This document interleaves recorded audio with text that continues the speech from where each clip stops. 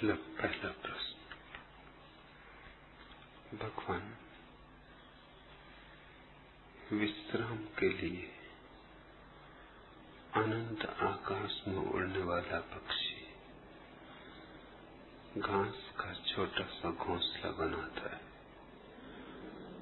और विश्राम के लिए आदमी ने पहले गुफा खोजी और फिर झोपड़ा और मकान बनाया, और आप आज अनहद में विश्राम की चर्चा शुरू कर रहे हैं।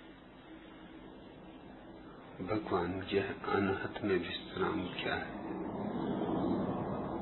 यह हमें समझाने की कृपा करें। आनंद मैत्रेय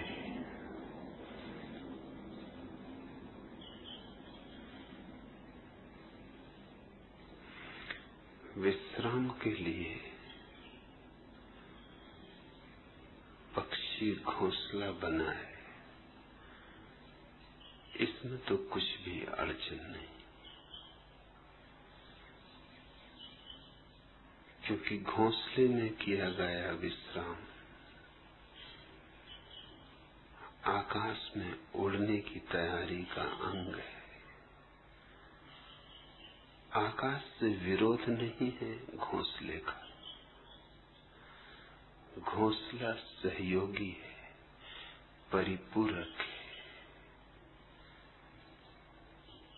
सतत तो कोई आकाश में उड़ता नहीं रह सकता,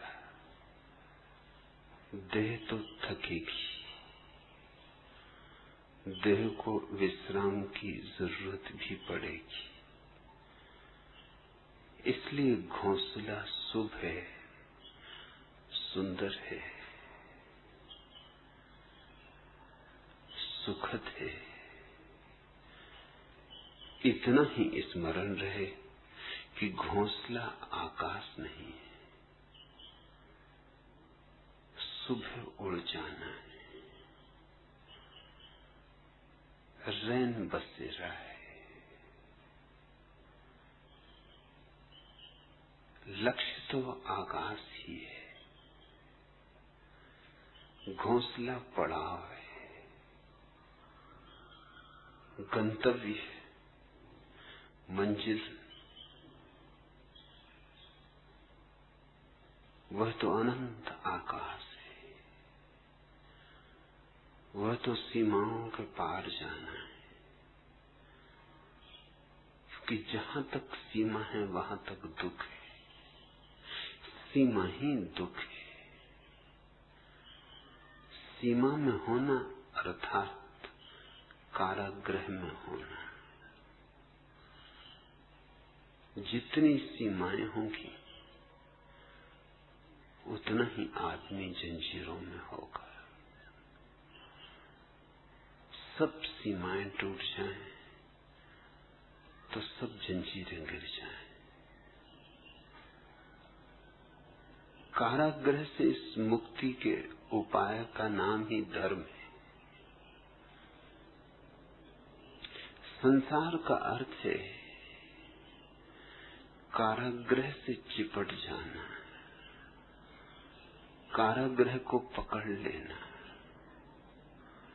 जंजीरों को आभूषण समझ लेना। तोड़ने की तो बात दूर, कोई तोड़े तो उसे तोड़ने न देना। सपनों को सत्य समझ लेना और रास्ते के पड़ावों को मंजिल मानकर रुक जाना। बस संसार का इतना ही अर्थ है। संसार न तो दुकान में है, न बाजार में, न परिवार में, न संबंधों में। संसार है इस भ्रांति में जो पड़ाव को मंजिल मान लेती है। संसार है इस अज्ञान में जो क्षण भर के विश्राम को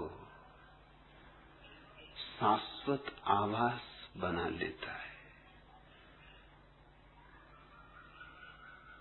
घोंसला बनाओ, जरूर बनाओ, सुंदर बनाओ, प्रीतिकर बनाओ, तुम्हारे सृजन की छाप हो उस पर, तुम्हारे व्यक्तित्व के हस्ताक्षर हो उस पर। फिर घोंसला हो कि झोंपड़ा हो कि मकान हो कि महल हो, अपनी सृजनात्मक ऊर्जा उसमें उंडेलो, मगर एक स्मरण कभी न चूके। सतत एक ज्योति बोध की भीतर जलती रहे। यह सराय आज नहीं कल, कल नहीं परसों, इसे छोड़कर जाना है, जाना ही पड़ेगा। तो जिसे छोड़कर जाना है उसे पकड़ना ही क्यों? रह लो, जी लो, उपयोग कर लो।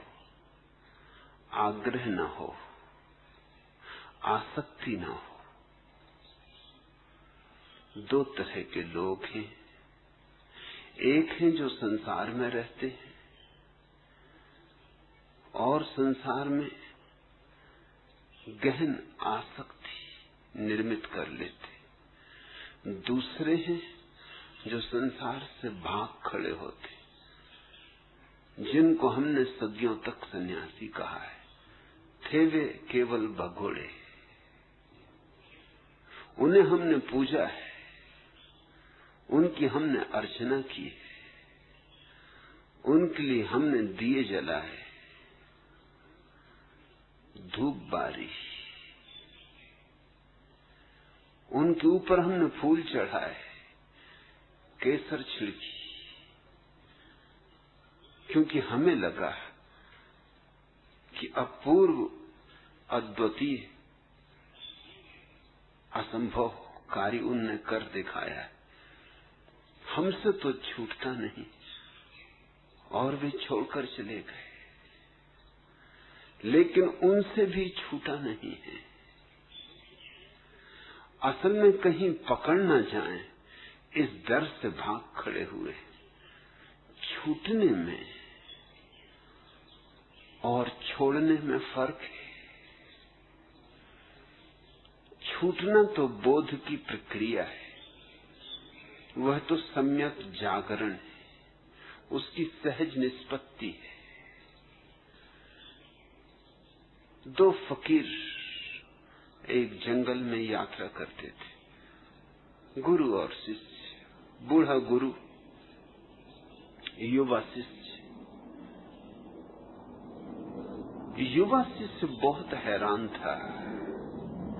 हैरान था इसलिए कि ऐसी बात उसने अपने गुरु में कभी देखी ही न थी। कुछ नई ही बात हो रही थी आज। गुरु बार बार अपनी झोली में हाथ डाल के कुछ टटोल लेता था।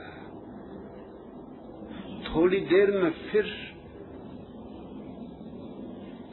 में फिर झोली में उसका जी अटका था।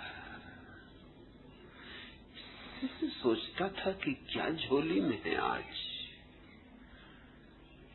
उसे कभी चिंतित नहीं देखा, उसे कभी झोली में बार बार झांकते नहीं देखा। आज क्या माजरा है। फिर सांझ होने लगी, सूरज ढलने लगा। वे कुएं पर हाथ मुंह धोने, थोड़ा विश्राम करने, थोड़ा कलेवा कर लेने को रुके। गुरु पानी भरने लगा। झोला उसने अपने शिष्य को दिया, कहा जरा संभाल के रखना। ऐसा भी उसने कभी कहा न था। झोला यूं ही रख देता था, न मालूम कितने घाटों पर और न मालूम कितने कुओं पर रुकना हुआ था। आज क्या बात है।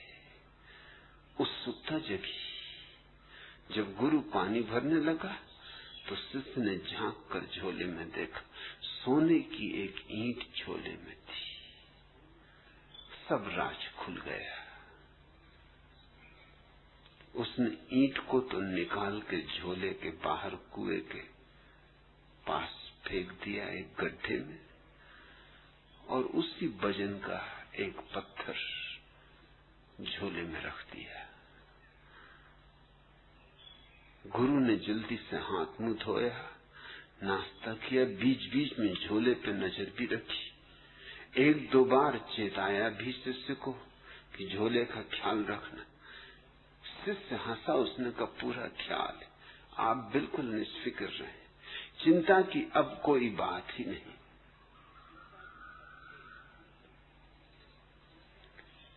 जैसे ही निपटे चलने को आगे बढ़े, गुरु ने जल्दी से झोला वापस ले लिया।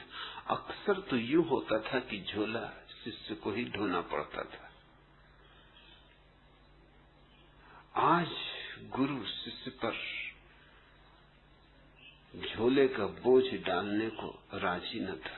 जल्दी से झोला अपने कंधे पे ले लिया, बाहर से ही टटोल कर देखा, वजन पूरा है, ईंट भीतर है, निश्चिंत हो चलने लगा। फिर बार बार कहने लगा, रात हुई जाती है, दूर किसी गांव का टिमटिमाता दिया भी दिखाई पड़ता नहीं, जंगल है, अंधेरा है, अमावस है, चोर, लफंगे, लुटेरे,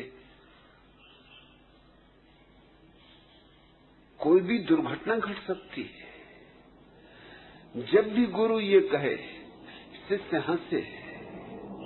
आखिर गुरु ने 2 मील चलने के बाद पूछा कि तू हंसता क्यों है? शिष्य ने कहा, मैं इसलिए हंसता हूं कि अब आप बिल्कुल निश्चिंत हो जाएं। आपकी चिंता का कारण तो मैं कुएं के पास ही फेंक आया। तब घबरा के गुरु ने झोले में हाथ डाला, देखा तो पत्थर था, सोने की ईंट तो जा चुकी थी।